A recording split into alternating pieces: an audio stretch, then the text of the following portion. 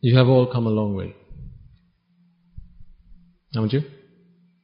All I had to do was come down from up there. But you've had to come a long way. Well, I suppose, not just in the literal sense, but also in the metaphorical sense. In that sense, all of us have come a very long way.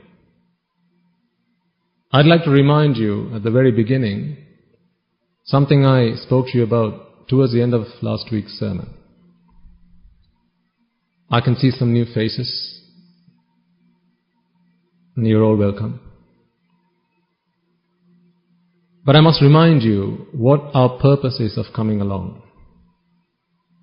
This is not a get-together. We're not here to have fun. We're not here to party. We're here to achieve one purpose and one purpose alone. One goal, one ambition. That is all we are here to achieve. That is why I'm here, and that is why you should be here. I didn't ordain for the fun of it. I didn't ordain for the sake of it. There was one purpose, one goal, one ambition. This goal, this ambition was a dream a long time ago. For many countless births in samsara, this was a dream of mine, but that's all it ever was.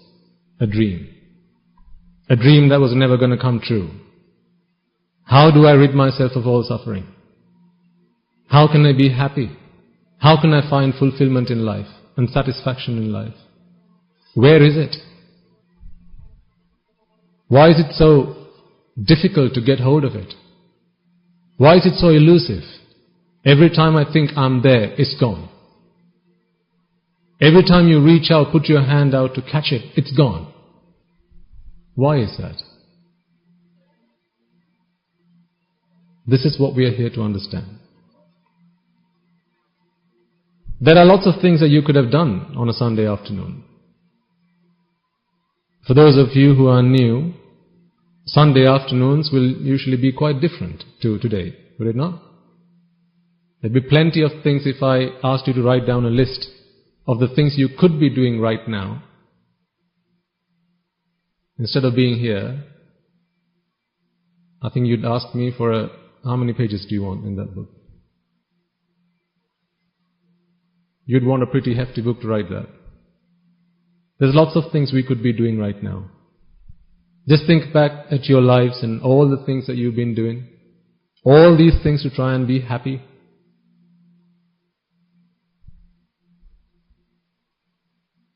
I'll come to that in a moment. But I want to remind you what I left you with last week. On one occasion, the Buddha addresses his monks. He says, "Monks, from the time that I resolved to become a Supreme Buddha, I have been fulfilling these perfections, the paramita. And the perfections are threefold. You will have heard of them, parami, upaparami, paramatta parami. And there's also another categorization, mano pranidhana, vachi pranidhana, kaya pranidhana. So this is how you fulfill those perfections. Initially you start with mano pranidhana, which is simply a mental resolve. I will do it. I will get it done someday when it happens. And then it turns into the vachi pranidhana. You express that verbally. You go looking for people that can help you with that. You go looking for teachers. Because remember, it was only until the Buddha sat down under the Bodhi tree, or the Bodhisattva, Gautama, or rather Siddhartha sat down under the Bodhi tree, he realized, I'm not going to find a teacher to help me do this. There's no teacher that can help me do this. Even in his last birth, did he not go looking for teachers to help him do it? To help him find salvation? You've heard of Uddaka Putta, Alara Kalama, right? Teachers that he went looking for. What's the science behind this? Give me something that I can use to get across this ocean of samsara. I'm suffering. I need help. Help me. Give me whatever you've got. And they gave him everything they got.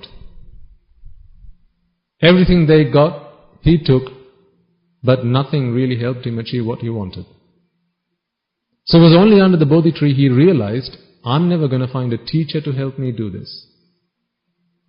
So what happens if you go and find a teacher? What do you do then? You got to figure it out yourself. That one thing he realized, I have to figure out myself. If you and I could have figured it out ourselves, how many of us would be here right now? If any of us were able to figure it out ourselves, would we be here right now? No, we wouldn't be here right now. Like I said, this is not a get-together. We're not here for the fun of it. I'm not here for the fun of it. At our monastery, we do about 8 hours of meditation every day. And on a Sunday, I have to break my meditation halfway through to come down and do this sermon. So I'm not doing this for the fun of it. I'd much prefer to continue doing my meditation. Because the peacefulness, the calmness that I feel, the serenity I feel in my mind, I can't express in words. Because when I'm there, sat down with my eyes half shut, sat down in front of the Bodhisattva statue, taking occasional glances at him, just to remind myself what kind of dedication and commitment there was behind this figure, this great man, to help me get here, to help me do this. It sends a shiver down my spine. I feel rejuvenated. I feel energized. I feel a kind of bliss I cannot explain in words. I don't think I ever will be. The only way you're going to figure it out, the only way you're going to experience it, is one day when you start doing it. I can teach you the Dhamma, but I can't comprehend it for you. I can't understand it on your behalf. You've got to do it. Well, if the Buddha couldn't, how am I going to be able to do it? On your behalf? No, you've got to do it. So the Buddha says, monks, since I made my mental resolve that I was going to become a Buddha, from that point forward, all the way until the time I attained enlightenment, I came past 512,027 Supreme Buddhas. 512,027. 512,000. Can you imagine that? Buddhas? We're not talking cats and dogs. We're not talking arahants. We're not talking about Pacceka Buddhas. Pacceka Buddhas, sometimes there are hundreds of them at any given time. But in 10,000 world systems, there can only be how many Buddhas? One. We live in one world system, where there are 6 heavens, 16 Brahma worlds, human worlds. I'll leave it at that. I'm not going to go into the detail. There are 4 of them, but let's not get there, because I know that's going to unsettle you. And there are hells, 4 great hells. All of this together is a world system, 31 worlds in a world system. For 10,000 world systems, actually no, I got it wrong. 100,000 world systems, there's only one Buddha. Why did the number 10,000 come to me? Only beings who are in the nearest 10,000 can come along and listen to a sermon when you invite them. Those beings who live beyond the 10,000, they do not have enough of a lifespan to get here. Not even speed of light is enough for them to get here and listen to a sermon when we invite them to come along. But although you can't see them, they're here. If I can't see it, it's not there, right? You know, That was me all along. But I digress. I'll come there in a moment. I want to complete what the Buddha said. The Buddha said, 512,027 Buddhas I came past. Those of you who know will know that there's a period of time, a measure of time called an eon. Kalpa. You'll have heard that word, right? An eon. In Sinhala it's called a kalpa. Once when a monk goes and asks the Buddha, Venerable Sir, how long is an eon? He says, I cannot give you a number. Because this is an incalculable eon we are talking about. That's what it says on the tin. Incalculable. Means you can't count it. You can't finish counting it. So he says, I shall try to give you an analogy. Or a metaphor even. Or perhaps a simile of what an eon is. And he says, if you were to build yourself a box, let's take a cuboid, length, breadth and height, 16 miles each way, 16 miles long, 16 miles wide and 16 miles in breadth. 16 miles, that's about 23 kilometers, if my math is correct. 23 kilometers. Imagine that. Just think about your commute from home. How long is that commute? How long does it take you? Now imagine that as the crow flies. 23 kilometers in one direction. 23 kilometers in the other direction. And then breadth. Length, breadth and width. Or height. Build yourself a cuboid and fill this up with what did he say? What seeds? Mustard seeds. How big is a mustard seed? Well, you know the answer. Fill this up with mustard seeds. And then, once every 100 years, a man comes along and removes one seed. Once every 100 years. Someone comes along and removes a seed. One mustard seed. Can you imagine the volume of this thing? 23 kilometers long, 23 kilometers wide, 23 kilometers in height. Filled with mustard seeds to the brim. One man comes along, removes one seed at a time, not every day, not every month, not every year, once every 100 years, once a century. The Buddha says, there will come a day when this box has been emptied of mustard seeds, but yet an incalculable eon has not yet elapsed.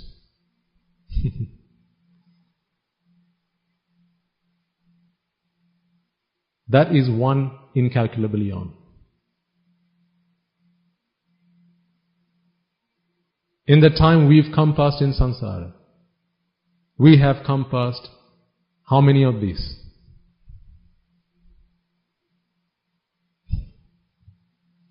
Well, this is the metaphor the Buddha is about to give, which I'll explain to you now. You know, this is a Bhadrakalpa. In a Bhadrakalpa, there are 5 Buddhas come along in this one Kalpa. 5 supreme Buddhas come into this world and they preach the Dhamma. The Dhamma which disappears after a while. He comes along and discovers it. Not invent, but discover. The truth. This is the truth. You can't destroy the truth. It's just there. Sometimes it's hidden away. You just have to discover it. So this is what supreme Buddhas do. 5 Buddhas come along in a Bhadrakalpa and they render this service to all sentient beings. But I think if there's anything that's rare in this world, in all of the universe, that must be a Bhadrakalpa. I can't even think of anything that's more rare than a Bhadrakalpa. A Kalpa in which there are 5, we get to see the advent of 5 supreme Buddhas. But most of the time that we come past in samsara are kalpas which are void of Buddhas. For every kalpa in which there is one Buddha, there's probably hundreds of thousands of kalpas where there are no Buddhas. Void of a Buddha. Hundreds of thousands of kalpas. No Buddha. For every kalpa there is one Buddha. I'm talking about the ratio. For every kalpa there is just one Buddha, not talking about Bhadrakalpa. There is just one Buddha, there's probably hundreds of thousands of kalpas where there are no Buddhas. 70,000 on some occasions, the Buddha says himself. For 70,000 eons there was no Buddha.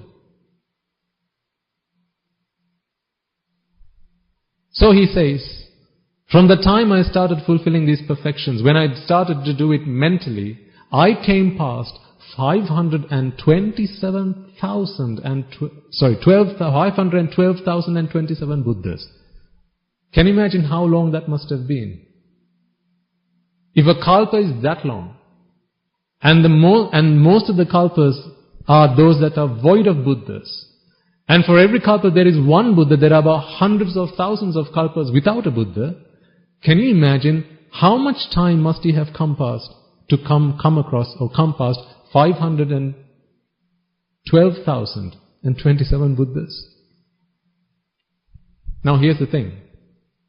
When he's asked the question, how long did you fulfill these perfections? He thinks, 512,027 Buddhas. It takes him that long to come up with that answer. A flash of a second.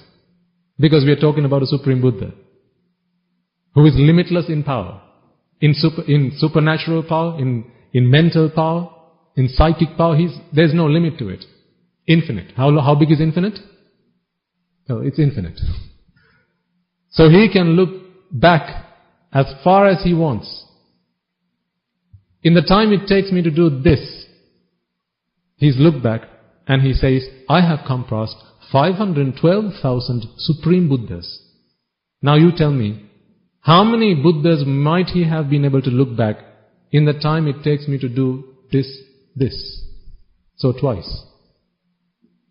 If this is how long it takes for him to look at the time he's come past, 505, let's keep it simple, 500,000 Buddhas.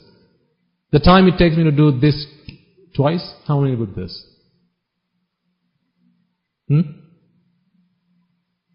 How many Buddhas? 1 million Buddhas. And then 3 times? 1,500,000. You get the idea? Okay. So if he had looked back into his past, let's say he did it for an hour, how many Buddhas do you think he'll be able to look at? Yeah, exactly. I can't even work it out. There you go. That's a guesstimate, I suppose. Billions of Buddhas, right? So he will have been able to look at the time that all these Buddhas came into this world, disseminated the Dhamma and passed away. Now, here's the shocking bit. If you remember from last week, he says, monks, I would like to offer you a simile. He says, monks, if you were to travel across this entire world, sweep the globe, and collect as you go along every blade of grass you can ever find, every tree from every leaf that you can ever find, every twig, every branch in every tree that you can ever find on this entire planet, bring it all to one place. Now chop them up into bits of 4 inches. And then once you've done that, start counting. Counting what? The mothers that you have come past in samsara. He says, piece 1, my mother. Piece number 2, my mother's mother. Piece number 3, my mother's mother's mother. So, great-grandmother. And then great-great-grandmother. Great-great-great-grandmother. You get the idea? So what he's saying is, take one bit, leave it, and count. That's one of your mother's mother. He says, you will have consumed all the twigs and leaves and blades of grass that you have collected, but you'll still be counting mothers' mothers. And then he says, it only took me that long to look back at that samsara and tell you that I have come past 512,000 Buddhas. In the time it takes me to do this, I can look back at 1 million Buddhas. In the time it takes me to do this, I can look back and tell you about 1,500,000 Buddhas. But despite that, monks, I cannot look at any of you and tell you when you started this journey in samsara.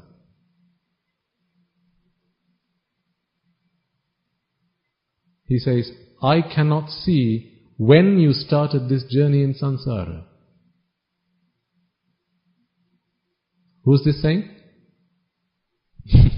A Supreme Buddha. A Supreme Buddha saying, I, of all beings there is. This is not the great Elder Mugalan, who is chief among those with supernatural powers. This is not the great Elder Sariputta, who is chief among those bhikkhus with wisdom. This is neither of them speaking. It's the Supreme Buddha speaking. The great Elder Mugalan's supernatural powers is incomparable with the Buddha. Yes, he's chief, but this is the Buddha. There's nothing that can compare. He looks back at so far and says, I still cannot see when you started this journey in samsara. Does that not shock you? From head to toe?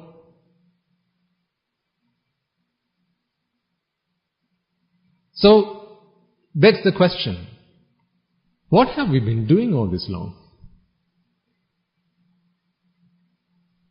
What was I doing? All this time in samsara, what have I been doing? As a human, you would have been doing things. As an animal, as a being in the four great hells, as a preta, spirits and demons. Actually, most of the time we spent in the four great hells. So we've been there. You've also been a deva. Yes. How many times? For every handful of water you take out of the ocean, whatever's left, whatever water's left in the ocean, that's the ratio between how many times you've been born as a deva compared to how many times you've been born in the four great hells. Sorry, not you, me. I don't want to upset any of you. I'm talking about myself. This is why I got on this stage, to give you a talk about myself. That's how many times I've been a deva compared to how many times I've been born in the four great hells. I'm talking about me, okay? Don't anyone take any offense. Talking about me. You were not like that. You were the other way around. But me, this is how I was. For every time I was born a Brahma, that's one grain of sand of all the grains of sand there is on this planet. That's the ratio between how many times I was born a Brahma and the times I was born in the four great hells. Not you, me. So no one has to take any offense. So again, begs the question. I was born a deva. I was born a Brahma. I'm now a human being, not for the first time. I was born an animal, a spirit, demons. What was I doing all this time? I must have been doing something. What do you think you were doing?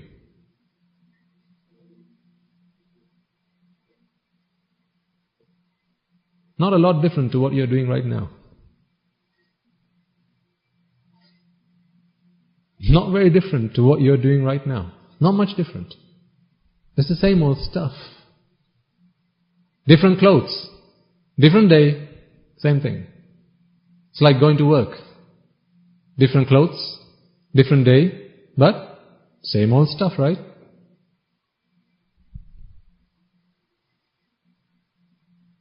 And what happens when you wear that set of clothes to work? You bring it home, you wash it, and you wear it another day. That's how our life was in samsara. I was born a demon.